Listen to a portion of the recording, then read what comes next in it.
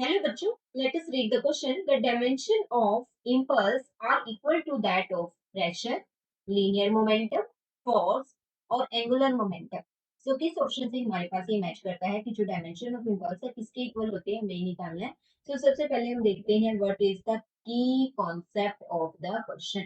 सो जो ये हमारे पास क्वेश्चन है, this is related to the dimension.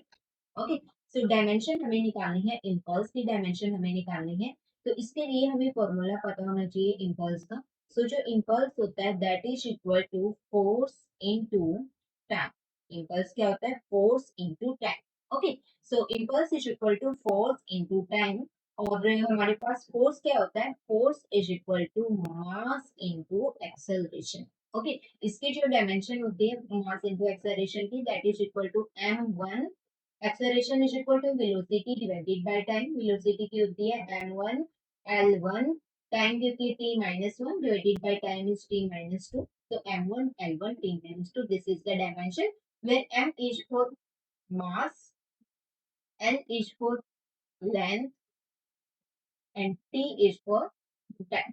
सो हमें जो इसका सॉल्यूशन निकालना है वो एम एल टी की टर्म्स में बताना है कि किसका डायमेंशन एम एल टी की टर्म्स में इम्पल्स के इक्वल हो.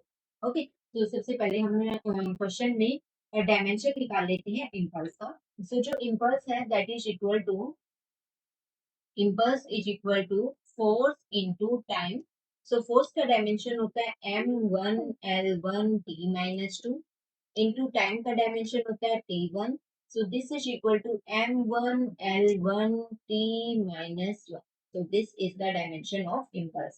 उसके बाद हम बताएंगे कि ये किससे मैच करता है. So ऑप्शन नंबर ए हमारे पास है that is pressure. Pressure is equal to force divided by area. Force का डायमेंशन क्या होता है? m1 l1 t minus 2 divided by area का डायमेंशन होता है l2. So this will be equal to m1 l minus 1 t minus 2. So this not correct. Okay, this is not match. उसके बाद B option में क्या है? Linear momentum. Linear momentum क्या होता है? p. p is equal to mass into velocity. So this is equal to m1. velocity की होती है l1 t minus 1. So this is accurate match. Yes. Okay, this is correct match. This is equal to the, yes, or we can say equal. Okay, this is not equal.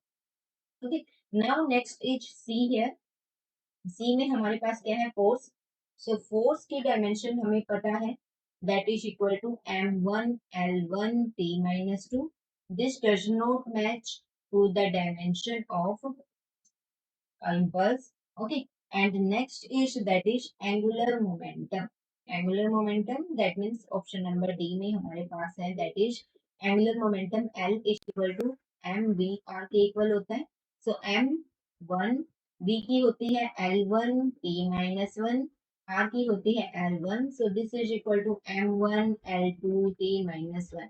So this not match to the dimension of impulse. So जो exact match कौन सा है? This is B option. So B option is the correct answer of the question. This is the answer of the question. I hope you understood it well.